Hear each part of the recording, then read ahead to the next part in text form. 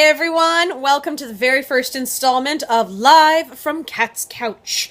I'm your host, Kat Endsley, and coming to you live from my couch in my little apartment here in Los Angeles, California. I have been so excited for this new season of American Horror Story that, I literally have been dreaming about it for, months and months and months, and I was really hoping to do an after show with my babies, my core four, my Zave, and my Jocelyn and my Cass, but sadly that didn't happen. But I love American Horror Story so much, I'm just doing my own after show, because why not? And maybe I can get some of that on here to guest host with me. That would be amazing. Okay, so first of all, we've just got to start out with talking about Jessica Lange. I mean, could Jessica Lange be more perfect? I don't know. I honestly don't think so. I think that she might be the sexiest woman in the entire world. She's in her 60s. She looks flawless. Her skin is gorgeous. Her acting is phenomenal. Her body is insane. And I know that most of us who, watching American Horror Story have watched it before, have watched Asylum, have watched Murder House, have watched Coven. And every single time, there's just something so unbelievably deliciously different about her. Now, she's not the only one who is back, y'all. Sarah Paulson is back, and I have a little cheat sheet over here. I know, terrible me. I don't have the cool screen like I did at the stream that had all the little clues behind it. But we've got back by popular demand, okay. So, we've got Evan Peters. He's back, of course, and all the girls fall in love with him, because they always do. Oh, Evan Peters, you're so pretty. I mean, he is really pretty, but come on, give him something else to do. Sorry about it. All right, Dennis O'Hare, who we all know I love, especially any of you guys who watch the True Blood After Show, you know I'm obsessed with Dennis O'Hare and all of his brilliance. He's back, yay. We haven't met him yet, though. I don't think we're meeting him till next week. We've got Emma Roberts is also back. She was just in Coven, but she was not in this episode. Neither was Angela Bassett or Michael Chiklis. We will be seeing them next week. Ryan Murphy has promised us he will introduce us to them. And then, of course, my girl, my Kathy Bates, with that beard. Oh, could she be more amazing? So let's think about this. Let's think about Kathy Bates here for a second, okay? Kathy Bates, last year, as Jessica Lange's character, Fiona so lovingly put it in episode 1, come on, Mary Todd Lincoln, I'll buy you a drink. I mean, she was this, horrific woman who really took pleasure in torturing slaves to the point where, I mean, it was just disgusting. It was sickening. And yet, really, really brilliant. And then this season, she has such a soul and a heart, and she's such a protective little mama bear in this season. It's just so delightful to see her in something that is very warm and very welcoming, because in Coven especially, and then I know a lot of people really, really know her from Misery, which, so good. But it's really nice to see her back to playing somebody a little sweeter. Yeah, she is playing, the bearded lady, and she's, and she's Evan Peters' mother and everything. Who also, can we just talk about how it seems like she talked Evan Peters into being, little Mr. Shocker. As a side job. I mean, hey, make your money, how are you gonna make your money? Okay, anyway, I'm getting off topic. Okay, back to the beginning of the episode. We start with meeting Sarah Paulson and her beautiful two-headed Siamese amazing twins. It's Bet and Dot. And one of them is such a bitch, especially in the very beginning, and I'm thinking, what the hell's gonna happen? Obviously one of them's gonna be mean, one of them's gonna be nice, it's just kind of how they do it with the twins, especially attached twins.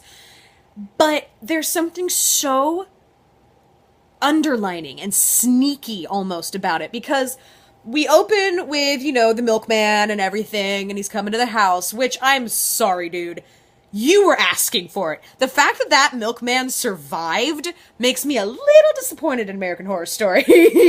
Because, A, you never enter a house just without permission, just saying. B, you find a dead body on the floor, and what do? You pick up a rolling pin and say, oh, let's go look at the rest of the house. Were you asking for it? Did you want to die, Mr. Milkman? I mean, you didn't. Which, again, American Horror Story, come on, man. Kill the first guy you see. Not this season, apparently. Any newsies. But then we get introduced to the beauty that is Dot and Bet, and they are amazing. The CGI for this is so incredible because I forget that it's one actress. Like, I forget that Sarah filmed all the scenes like this, and, you know, la da da da da, and I'm playing Dot, and I'm blah blah, and then she did the scenes like this, da da da da da, and then they just, like, morphed them together. So, A, the CGI team on this show needs a frickin' Emmy, because that's amazing, and B, when is Sarah Paulson gonna get hers? I mean, yes, Jessica Lange and Angela Bassett and Kathy Bates and everyone who's won for American Horror Story throughout the years, they were all brilliant. Like, do not get me wrong. Jessica Lange could win an Emmy. I would vote for her for an Emmy if I had to watch her watching paint dry. She's that good. However, this season is, in my opinion, right as of right now, after episode 1, is all about Sarah Paulson, all about her Siamese twins. And also, Twisty. I didn't like clowns to begin with, okay? I hated clowns to begin with. And then you have John Carroll Lynch, who is best known, I mean, he's always playing, like, the really sweet, like, protective dad. The most recent thing that I can think of that you guys might have seen him in, Crazy Stupid Love. He played the dad who thought that his daughter was having an affair with Steve Carell, and so he goes to, like, beat the crap out of Steve Carell, and it's all crazy. His daughter was that chick from America's Next Top Model. Yes, I watch America's Next Top Model. You can judge me as much as you want. It's awesome.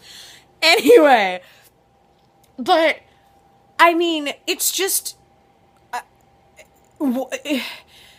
it's something that's so brilliant about this season. Okay, I promise you, so shows are gonna get better. Everything that I love about this season, something that stands out more so than with the other seasons, is the juxtaposition of the beauty of where they are. So they're in Jupiter, Florida in the 1950s, and the costumes on all the townspeople and everyone, it's bright, it's beautiful, it's summer, there's fields and lakes and women dressed in these beautiful 50s styles, and the men are all in top hats, and they're in hats, and they have their suspenders, and everyone's looking sharp, and the weather's beautiful, there's a beautiful couple having a picnic, and then Twisty shows up. Now, I cannot get that scene out of my head. The scene of this beautiful place, this beautiful couple, you know, getting, you know, about to get a little something, you know. And then out of this beautiful marshland wanders this man. And one of my favorite things about him is this is going to be hard to do because I'm holding the phone, but it's the little, like, the bow he does when he sees people. Like, it's such a, I mean, I guess as a theater person, like, it's such a theater thing to, you know, do the little half-step bow little thing. And, I mean, knowing American Horror Story, and knowing as much as I do about this season before I actually watched it, I knew who the bad guy was. I knew his name was Twisty the Clown. I knew what he looked like. I knew he had that Darth Vader, you know, thing over his face, and then we're gonna eventually see his face. But I did not expect, for just the part of David Carroll Lynch, or John Carroll Lynch, that we can see, which is just the eyes, there were points of this episode where, like, just the eyes, and just, like, it's just for the actor, but I felt sorry for him. Like, after he, you know, killed the dude and then kidnapped the girl, and then he killed the kid's parents and kidnapped the kid, and he's holding them in his, like, little, you know, like, VW van torture place. And when he starts pulling the things out of his pocket and, like, and doing the clown things, there was a moment that I just wanted to hug him and be like, it's okay. You don't have to murder all these people. Someone loves you. It's okay. And that's not something that I normally feel for the bad guys. Like, season 1, I mean, anybody who went near that frickin' rubber suit, I was like, oh my gosh, I get it. You're evil. You're gonna kill. Everything sucks. Season 2, I mean, obviously, Bloody Face was terrible and terrifying and horrific. But I never felt bad for him. I never felt like, oh, like, you know, there's some serial killers in the world, like, you think of, like, like, the Menendez brothers, and they were just doing it, you know, for sport. But then you think of somebody like Dahmer, who, again, 666 psychopath, but he was so horrifically abused and so just awfully treated his entire life that there's part of me that, you know, again, like, it doesn't excuse anything he did, it's just, it makes you feel like they almost didn't have a chance, you know what I mean? Like, if somebody is raised in an environment like that, the only thing that they know is violence. If you raise a child in a violent household, they are going to grow to become violent. It's just, I mean, it's nature versus nurture, but if you have enough of that nurture in there, or, you know, psychopathic nurture, I guess, it's gonna make this, you know, it's gonna turn this person sour. There's something in his eyes, and something in his mannerisms, and in this frame that is covered in, you know, this horrifying makeup, this terrifying mask, this amazing costume, and there's just a little part of me that kind of wants to hug him. Again, nothing is forgiven, and he's still a horrible, horrible psychopathic killer, but John Carroll Lynch has this ability to act just with this. And there's only, like, a few other actors that I really think are that gifted that I have, like, you know, had an entire emotional scene with their entire face covered. And no, I'm not talking about Batman. Finish it! Oh, no, I'm not doing that. Also, you see his mouth, so that's not fair. But the only other actor that I've seen, especially in the last few years, that has done something like this, that has made me completely forget that they're a horrific character and that they're not just this guy, is Michael Pitt, when he did Hannibal Season 2, which, if you haven't watched Hannibal, watch Hannibal, it's amazing. But in Season 2, there was a scene where his entire face, again, was covered, and it was just his eyes that you can see, but you understood every emotion that was coming out of his body, and every single thing he was feeling, because it was just happening right here. I am going to go out on a limb really early. Sarah Paulson better win a freaking Emmy, at least getting nominated, because the Emmys, I'm sorry, Emmys, you still have yet to recognize Tatiana Maslany in Orange is the New Black, in Orphan Black, so I don't really think that you guys are all there anyway, but he needs to be nominated for something, a Golden Globe, an Emmy, a SAG Award, something, because that is freaking talent, to be able to portray and get sympathy for a character who's not supposed to be sympathetic in any way, shape, or form. Just using this. So, you guys, again, you all know how much I love Dennis O'Hare.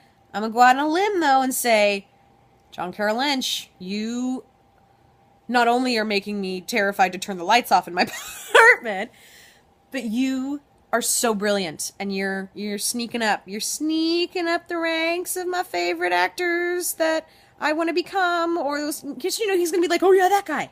Oh, he's so good. I don't remember his name. Like, I want to be that one day. Okay, anyway, off of me, back to American Horror Story. So, we find out that the twins did kill the mom. Well, one of the twins did. Not the one that we initially thought. The one that's all mean and, like, in everybody's face and, like, is like, Dear Diary, life sucks, everyone sucks, I hate everyone. She wasn't the one that did it. It was the one that was like, oh, he's cute. Oh my gosh, sunshine and flowers and life, and let's stab mom in the neck. Like, I kind of love that. I really, really do. And I think that Sarah Paulson is breathtaking in this roles. I think that her name should be in the opening credits twice. Like, I really do. I think that'd be brilliant. Let's move on from Sarah, who, again, we all know I love, and Jessica, who we all know I love, and move on to my next girl, Frances Conroy. Frances Conroy. If you guys have not seen her in 6 Feet Under, go watch it now. Like, for realsies. She's incredible. There's just one thing, one little bitty thing, American Horror Story, Ryan Murphy, one little bitty thing. Can there be just one episode where Frances Conroy and Jessica Lange are nice to each other? Because everything they're in together, which is great, because they're both such brilliant actresses. But I just want to have, like, one